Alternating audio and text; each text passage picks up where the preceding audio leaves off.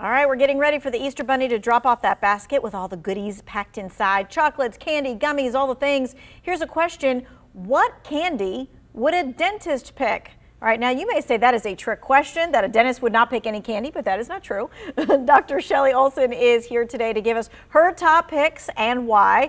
Dr. Olson is part of the North Carolina Dental Society, and she's taking your dental-related questions until 5:45. So here's how you get your question to her. You text us that question. The number is 336-379-5775. All right, let's get to that Easter basket because we're all going to be diving in shortly and we're going to be putting them together. What about the chocolate in the Easter basket?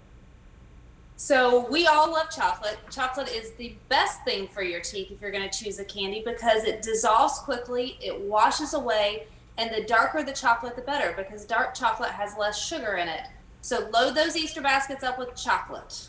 Load those Easter baskets up with chocolate. Is that not the best sound that you've heard from a dentist ever, right? You never thought a dentist would say that. Okay. Now, what about the hard candies, the gummies, the Sour Patch Kids, the Twizzlers, those kind of things? The Peeps? So the gummies, as far as the Twizzlers and all of those things, those I would recommend you avoid because they can get stuck in the cracks or crevices of your teeth and they sit there longer and can cause more cavities because they're harder to get out. If you are going to eat them, make sure you get in there and floss afterwards. The Peeps, I would put in the same category. They're not quite as sticky, but they are delicious, so floss and brush afterwards. The sour candies, like the Sour Patch Kids, those have citric acid in them, and that acid, along with the sugar, goes to eating away at your enamel and then can make them more vulnerable to cavities. So make sure if you eat those, again, brush and floss after, rinse with water after. We recommend to parents that kind of get your Easter basket, give your kids their basket, give them a time limit, let them eat as much as they want all at one time, and then remove it so they're not snacking on it all day long on Easter Sunday. And then you give them small doses and let them brush and floss after they have it. All right, what about those hard candies or like lollipops, that kind of thing? So the hard candies are usually meant to be sucked on, and so that gives you a prolonged period of sugar on your teeth, which is not good for your teeth. Also, if you're like me, you want to bite them, and that can cause fractures or chips or cracks or breaks, and nobody wants a crown for Easter. Nobody wants a crown for Easter because that is a whole lot of money. Okay, let's talk about maybe something that should be in the Easter basket. And that is sugarless gum. I remember my mom putting Trident in my basket all the time. Yeah, so when you go to shop for the Easter basket, make sure you stop by the gum aisle. Look for the ADA seal. That's going to tell you that it's sugar-free and good for your teeth. And chewing sugar-free gum for 20 minutes has been shown to actually help reduce cavities. Okay, so chew that gum and it helps reduce the cavities. I got to ask you, as a mom as well, do you put a toothbrush in your kids' Easter basket like my mom, a dental hygienist, would put every time in my Easter basket?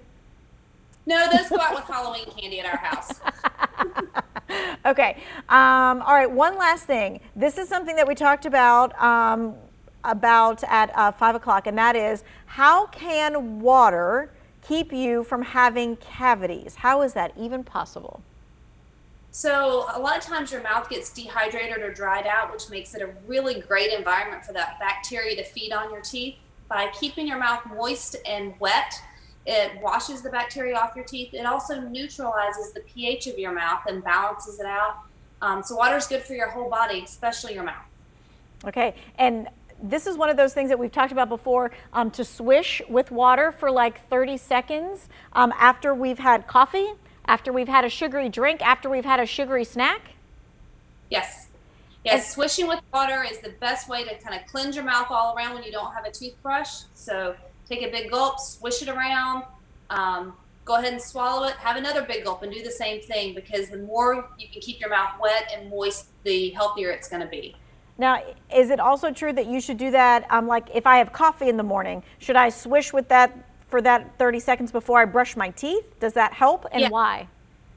Because what that does is it rinses the acids off of your teeth from your coffee and kind of helps neutralize your mouth before you put your brush in there and scrub, because you don't want to scrub those acids from your coffee or your soda or any of those things onto your teeth. All right, so after you have your coffee or your soda, make sure you swish before you actually brush your teeth. All right, we're going to be taking your text questions coming up. Remember, you can text us 336-379-5775. We'll be right back.